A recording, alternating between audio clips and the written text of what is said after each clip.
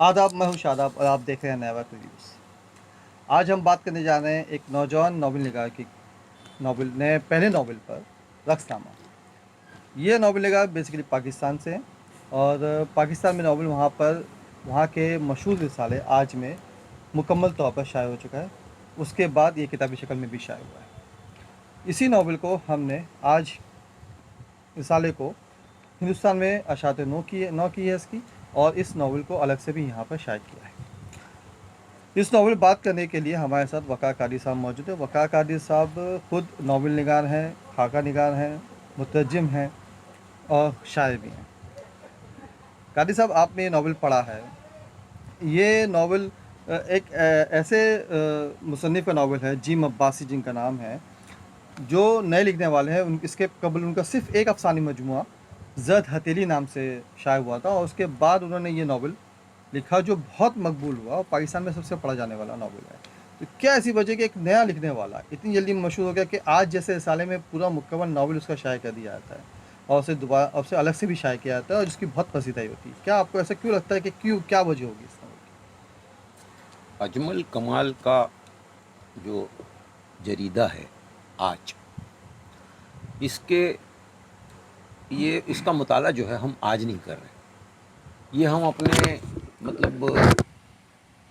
यानी ये समझिए कि जब से थोड़ा फिक्शन की समझ आई या दूसरी चीज़ों की समझ आई तब से हम कर रहे हैं। और वाकई अजमल कमाल का जो आज है उसकी हमें यहाँ बड़ा इंतज़ार रहता है उसके उस जरीदे का। और ये अब तो बहुत ही अच्छा हो गया कि वो पहले वहाँ से छप के यहाँ आता था तो बड़ी ताख़ीर होती थी हमको। अब ये आप लोगों ने बड़ा अच्छा काम किया है अर्शिया पब्लिकेशन के साथ मिलकर।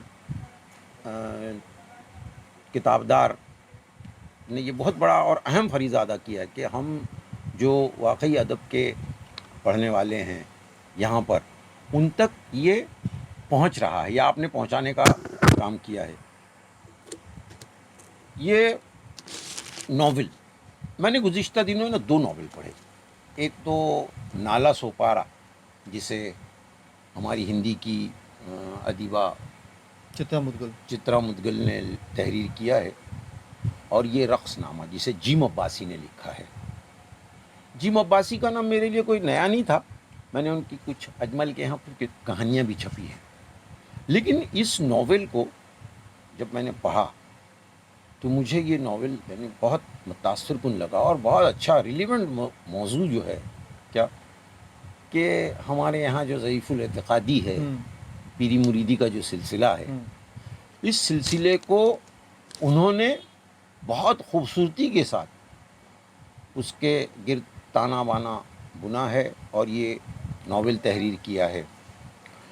इस नावल के किरदार जो हैं, जैसे जो पीर साहब जो हैं, पीर अब्दुर्रहमान शाह, उनके गिर्द ये कहानी घूमती है। काफ़ी ज़ख़ीम नावल है और बड़ी मेहनत से लिखा गया है। इसमें शक नहीं कि जीम अब्बासी ने उस पर बड़ी मेहनत की है।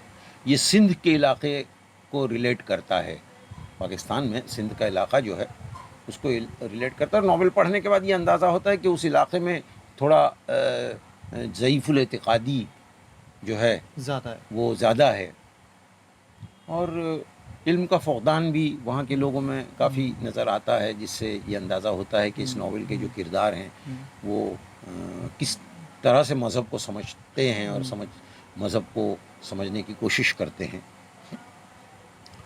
नावल में जो है ना, ये एक ख़ानदान यानी खानकाह जो है, उस खानकाह के अंदरूनी मामलात को बड़ी खूबसूरती से उन्होंने लिखा है।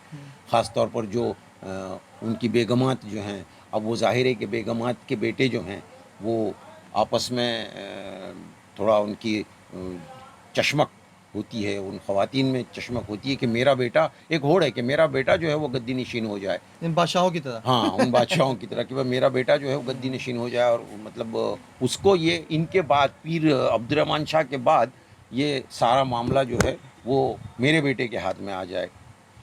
अब उसमें ज़ाहिर है कि जो 2 किरदार हैं, जो बेटे हैं, एक हाशिम शाह और सुलेमान शाह, ये उनके 2 बेटे हैं पीर साहब के। तो वो दोनों जो हैं वो मतलब उसी माहौल में पड़े बढ़े हैं और उनके यहाँ सोच की भी एक मतलब महदूद वो है। ज़ाहिर है कि जिस जिस चार दीवारी में वो रहते हैं, जिस माहौल में वो पल बढ़ रहे हैं, तो वो अतराफ़ अतराफ़ के माहौल को उन्होंने वो किया है, अपने पेंट किया है, और वो वही उन पर असरात भी मुरतब हो रहे हैं, पीरी मुरीदी वाले, ज़ईफ़ुल एतिक़ादी वाले। लगता नहीं आपको एक बहुत नाजुक मौजू है ये, और किसी के अकीदे को, आजकल लोगों के अकीदे को बहुत जल्दी ठेस पहुंचती है, तो ये किसी के अकीदे को भी अगर किसी को पढ़ने वाले को, कारी को, अगर इस बात की बुरा लगे कि नहीं, ये उसके अकीदा खिलाफ। अकीदा होना अच्छी बात है यार, कोई मतलब हम भी तो अकीदतमंद हैं, हम क्या अकीदे को नहीं मानते, लेकिन जिस तरह इस अकीदे को वो किया जाता है, मतलब गैर ज़रूरी तौर पर उसको गलत उसमें पेश किया जाता है। जैसे हमने देखा है कि ये सारी चीज़ें हैं ना, ऐसा नहीं है कि हमारे यहाँ नहीं है, लेकिन उधर सरहद पार ये सारी ज़्यादा चीज़ें है। बहुत ज़्यादा हैं। क्यों? क्योंकि वहाँ से जो वो पीरों की और उनकी जो क्लिपिंग्स आती हैं, उनको देख के भी अंदाज़ा होता है कि ये सब जो है वो बहुत गलत है, यानी मज़हब को गलत अंदाज में पेंट की जाने वाली या पेश की जाने आहिस्ते वाली आहिस्ते वो चीज़ें चीज़ें, हैं। वो सब चीज़ें तो यहाँ भी आ गई हैं ऐसे हाँ, हमारे यहाँ यहाँ भी भी। आ गई हैं, लेकिन हमारे यहाँ जो है ना इस पर मतलब कंट्रोल करने के लिए, जैसे बम्बई में देखो, मुझे मालूम है कि बम्बई में एक अदारा है, अंधश्रद्धा निर्मूलन समिति। अच्छा। आपने देखा होगा कि पिछले 10-15 साल पहले जो है ना ट्रेन के डिब्बों में वो पोस्टर लगे बंगाली रहते थे बाबा। बंगाली बाबाओं के। मज़ा आता। लेकिन अंधश्रद्धा निर्मूलन समिति ने पुलिस की मदद से उन पे काबू पाया, और अब वो कहीं पोस्टर दिखाई नहीं देते। क्यों? क्योंकि ये बाबा लोग या इस तरह के जो मतलब दकियानूसी और वो ख़यालात रखने वाले लोग जो हैं, वो लोगों को मिसगाइड करते थे, उनसे पैसा ऐंठना ही उनका एक मकसद होता है, और तो कुछ नहीं होता। क्या? अब वो तसव्वुफ़ के नाम पे ये लोग जो हैं वो अपना उल्लू सीधा करते रहते हैं। बहरकैफ़ तो मैं ये कहना चाहता था कि इस कहानी में, इस नॉवेल में, ये नॉवेल भी तसव्वुफ़ पर ही है हाँ, ये मतलब। नॉवेल भी तसव्वुफ़ पर, लेकिन ये तसव्वुफ़ जो है वो मेरा ख़्याल है पैसा कमाने वाला तसव्वुफ़ है। अच्छा। कमर्शियल तसव्वुफ़ जिसे कहते हैं। तसव्वुफ़ 2 तरह के होते हैं। मतलब एक अच्छा। खानकाही तसव्वुफ़ अच्छा सच्चा, हाँ। और एक होता है वो कमर्शियल तसव्वुफ़ जिसमें मतलब कोशिश ये की जाती है कि भाई ठीक है, हाँ। क्या, और ये होता है हमारे यहाँ, ये सारी चीज़ें जो हमारे यहाँ भी हैं, लेकिन मुझे ऐसा लगता है कि हमारे यहाँ, मैंने वहाँ देखा तो नहीं ज़ाती तौर पर, लेकिन ये नॉवेल पढ़ने के बाद मुझे ऐसा अंदाज़ा होता है कि वहाँ ये सारी चीज़ें बहुत ज़्यादा हैं। कोई इसलिए एक माँ हाँ, जो है इसलिए वो, हाँ। बहरकैफ़ अभी मैं चूँकि नॉवेल पढ़े एक अरसा हो गया, हाँ। तो वो जो है वो बड़े ख़ानदान की नहीं है, हाँ। और उससे ये डर है कि अब मेरा बेटा जो है वो मतलब उसको तो बनाया नहीं जाएगा, बनानी है। यानी उसको वो साफ़ा नहीं पहनाया जाएगा, या उसको उसकी क्या बोलते हैं, उसको कहते हैं कुछ, खैर वो नहीं बनाया दस्तारबंदी जाएगा, नहीं होगी, दस्तारबंदी नहीं दस्तारबंदी। होगी। सुलेमान की माँ जो है हुँ, बरकत, हुँ। उसे मतलब अब वो कहीं उसने सुन लिया है कि अच्छा, सुलेमान की माँ जो है वो नीचे ज़ात की है। हाँ, हाँ, जो मतलब हाँ।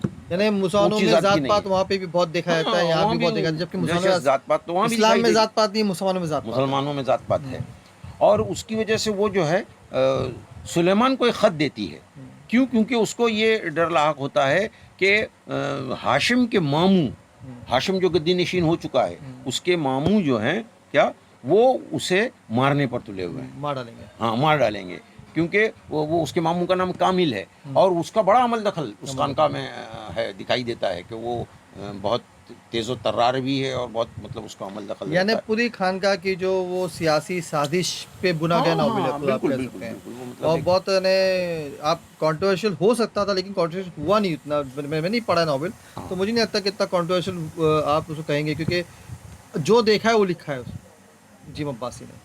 कंट्रोवर्शियल होने की, न होने की एक वजह ये भी होती है कि यार अब ये सारी चीज़ों को कौन पढ़ता है?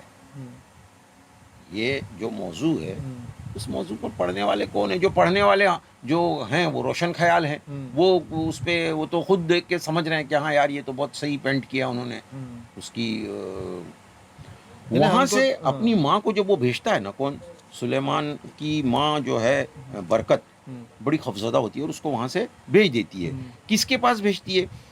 शुरू में उसकी कैरेक्टर है, क्या, उसका खालाज़ाद भाई, हुँ, जो उस पे आशिक है और वो इससे शादी करना चाहता है, लेकिन उसके वालिदैन, उसकी माँ से जो हाँ उसके वालिदैन नहीं चाहते, क्योंकि उनको ये सुलेमान शाह का पैगाम आ जाता है, जाहिर है कि इनका बड़ा सुलेमान शाह तामझाम के है। बाप का तो पैगाम। वो हाँ तो वो वहाँ से भेजती है उसको कि तू अब चला जा, जिसका नाम मल्हार है, उसका खालाजाद भाई, वो कहीं सरकारी नौकर होकर रह चुका है।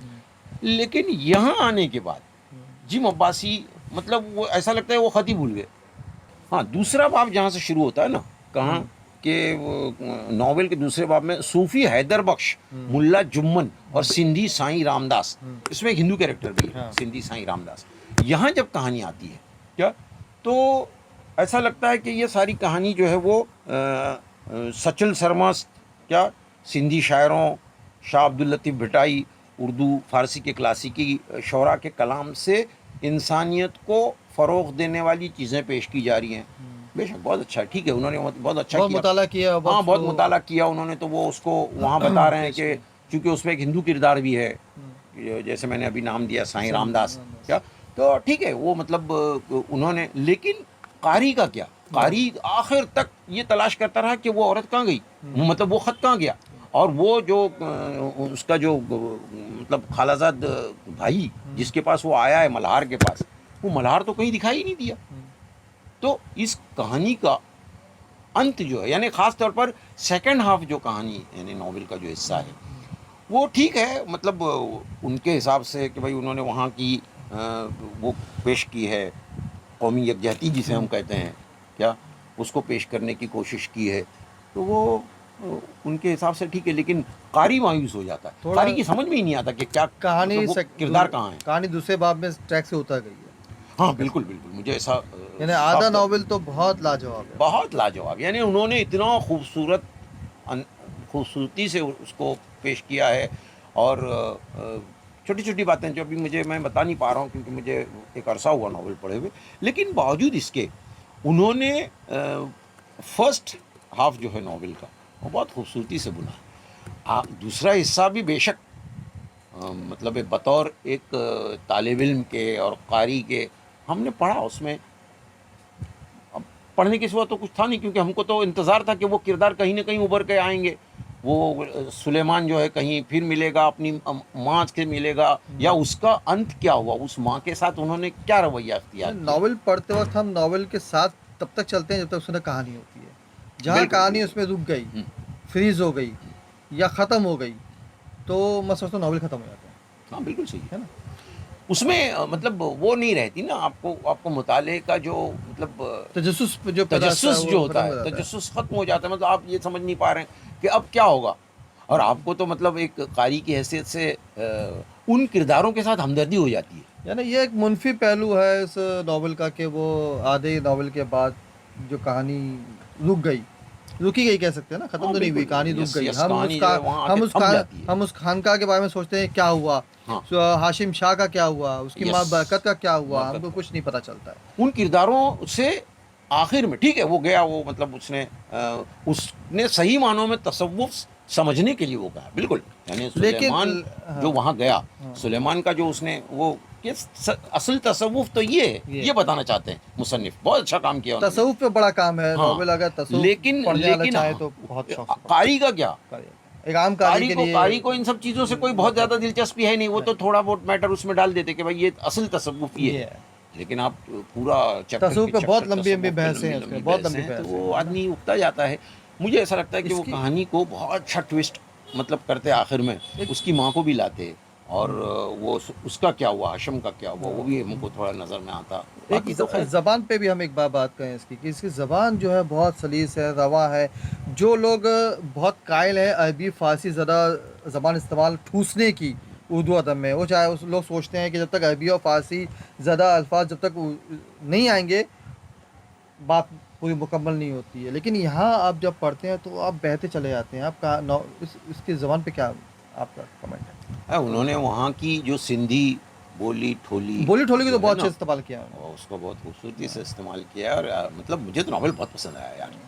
सेकंड हाफ का भी ज़्यादातर हिस्सा जो मेरे लिए अच्छा था, जो मुझे अच्छा लगा वो मुझे अच्छा बहुत लगा, जो लेकिन मालूमात लेकिन मुझे तो उन किरदारों को से दिलचस्पी थी। के ताल्लुक से जानने की दिलचस्पी थी कि आखिर में उनका क्या हुआ, भाई उसकी माँ का क्या हुआ क्या हुआ? बरकत का, फिर वो जो मतलब उसका जो हाशिम भाई था उसका अंत कैसा हुआ, क्योंकि हमारे यहाँ तो मतलब बद का अंजाम बुरा बुरा है। क्या। अब वो भी नहीं समझ में आया कि क्या हुआ। और ये सुलेमान जो है वो एक वाकई अच्छा वो बनने गया था, यानी उसने तसव्वुफ को समझने के लिए गया था, तो वो उसने क्या किया आखिर में। तो ये कहानी अधूरी रह गई मेरे ख्याल से। हाँ, मुझे मुझे ऐसा लगता है लगा। कि जी अब्बासी को उसका दूसरा हिस्सा लिखना चाहिए। ये तो मैं नहीं कहूँगा, क्योंकि यार वो बड़े राइटर हैं, अच्छे राइटर हैं। नहीं, या राइटर अब अच्छे, मुझे ठीक है, मुझे वो पसंद है, मतलब मैंने उनकी कहानियाँ पढ़ी हैं ये उनकी। हमारी राय हो सकती है ना, क्यों, क्योंकि हम एक कारी हैं, कारी कारी आज़ादाना तौर पर कुछ भी राय दे हम सकता है। अपनी राय दे सकते हैं, हम उम्मीद रख सकते हैं ना कि वो दूसरा नॉवेल क्यों ना हमको लिखें। अपनी राय देने का इख्तियार है, उस पर उनको बुरा भी नहीं मानना चाहिए हाँ। राइटर को नहीं, कि बुरा तो मैं नहीं समझता हूँ मानेंगे। अरे हमारे यहाँ मानते हैं यार कई राइटर, उनके नॉवेल पर कुछ लिख दो या बोल दो तो लोग बुरा मान जाते हैं। चलिए बेहतर, अच्छा लगा कारी साहब से बात करके। मैं समझता हूँ कि नए लिखने वालों को ये नॉवेल ज़रूर पढ़ना चाहिए, खासकर किसी ज़बान के लिए। और जो बयान है इसका बहुत खूबसूरत है और आपको अपने साथ बहा ले जाता है। ये यहाँ तक कि तसव्वुफ़ वाला जो हिस्सा जिसे हम थोड़ा कमज़ोर मान रहे हैं, कह रहे हैं, वो भी आपको पढ़वा लेता है और आपको तसव्वुफ़ के बारे में बहुत सारी चीज़ें जानने का मौका मिलता है। मैं ख़ास तौर पर शुक्रिया अदा करूँगा अजमल कमाल का, कि अजमल कमाल ने इतना अच्छा नॉवेल अच्छा नॉवेल। अजमल कमाल के तवस्सुत से मुझे पढ़ने उनका मिला। कमाल है कि उन्होंने अच्छा और तुम्हारा भी credit goes to you also, जी, जी। क्योंकि तुमने जो ये सिलसिला शुरू किया उसकी वजह से नॉवेल पढ़ने मिला, वरना अजमल का पर्चा आता है लेकिन बहुत बिल्कुल। देर से आता है। अब कभी-कभी तो ऐसा लगता है कि यार अब आई हुई चीज़ें पढ़ेंगे कब। नहीं, अब दोबारा यहाँ वो उसे हम यहाँ शाये कर रहे हैं आज को, और रक्सनामा को भी हमने किताबी शक्ल में शाये कर दिया है, जिसकी कीमत सिर्फ 400 रुपये है। वेरी गुड, बहुत अच्छा सिलसिला आपने ये। अगर हमारे चैनल को सब्सक्राइब नहीं किया तो उसे ज़रूर सब्सक्राइब कर लीजिए, लाइक कीजिए, कमेंट भी ज़रूर बताइए कि आपने कौन सा नावल पढ़े हैं और आप कौन से नावल पर तबसरा सुनना चाहते हैं।